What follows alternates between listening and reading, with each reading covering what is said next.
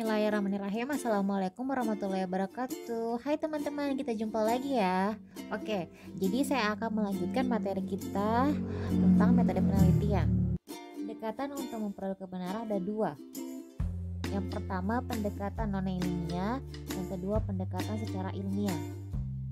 Pendekatan non-ilmiah ada 5. Yang pertama akal sehat. Akal sehat yang diyakini oleh banyak pendidik adalah alat utama dalam pendidikan, di mana akal sehat banyak digunakan oleh orang awam dalam mempersoalkan sesuatu hal. Yang kedua, prasangka.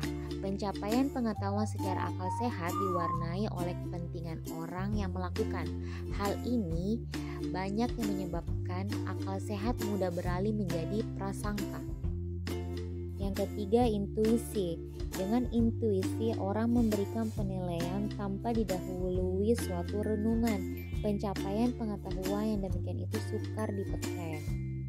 Keempat, penemuan kebetulan dan coba-coba. Penemuan secara kebetulan sangat berguna, namun penemuan tersebut bukan penemuan melalui pendekatan ilmiah. Sedangkan penemuan coba-coba diperoleh tanpa kepastian akan memperoleh sesuatu kondisi tertentu. Terus yang kelima, otoritas ilmiah adalah orang-orang yang biasanya telah menempuh pendidikan formal tertinggi atau yang mempunyai pengalaman kerja ilmiah dalam suatu bidang yang cukup banyak. Langkah-langkah mengadakan penelitian: pertama, kita memilih masalah. Yang kedua, studi pendahuluan. Kemudian merumuskan hipotesa.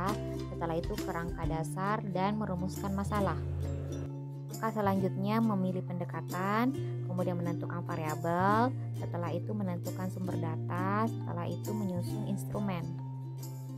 Kemudian langkah selanjutnya mengumpulkan data, terus kita analisis data, setelah itu kita tarik kesimpulan dan hasil akhir untuk melangkah penelitian dalam menuliskan laporan. Kegiatan penelitian menuntut agar hasil disusun dan ditulis dan prosedurnya pun diketahui oleh orang lain sehingga dapat mengecek kebenaran pekerjaan tersebut penelitian. Macam-macam data ada 2. Yang pertama, data kualitatif, di mana data yang dinyatakan dengan atribut. Yang kedua, data kuantitatif, data yang dinyatakan dengan bilangan. Data kuantitatif ini terdiri atas 2.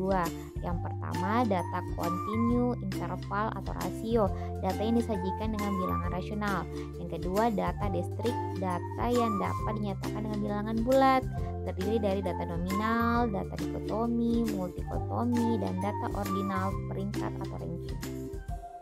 Jadi penelitian kuantitatif ini hasil dari penelitiannya dapat digeneralisasikan, sedangkan penelitian kualitatif hasil penelitiannya tidak dapat digeneralisasikan. Penelitian kuantitatif terdiri atas survei. Surveinya ini tentang korelasi dan evaluatif. Terus yang kedua, eksperimen, dapat berubah uji perbedaan. Sedangkan penelitian kualitatif yaitu penelitian kasus seperti penelitian classroom research yang sifatnya terbatas. Yang kedua, kaji tindak, ada action research. Tugas-tugas dalam ilmu penelitian yang pertama itu menggambarkan. Ilmu dan penelitian bertugas menggambarkan secara jelas dan cermat hal-hal yang dipersoalkan.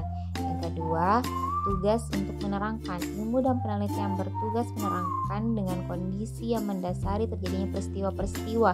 Yang ketiga, ilmu dan penelitian bertugas mencari dan merumuskan hukum-hukum atau tata-tata mengenai hubungan antara kondisi yang satu dengan kondisi yang lain, atau hubungan antara satu peristiwa dengan peristiwa yang lain.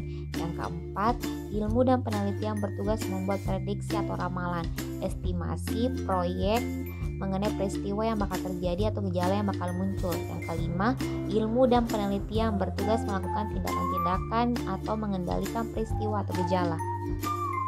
Oke teman-teman, thanks for watching ya. Sampai jumpa di pertemuan berikutnya. Jangan lupa like dan subscribe. Bye-bye.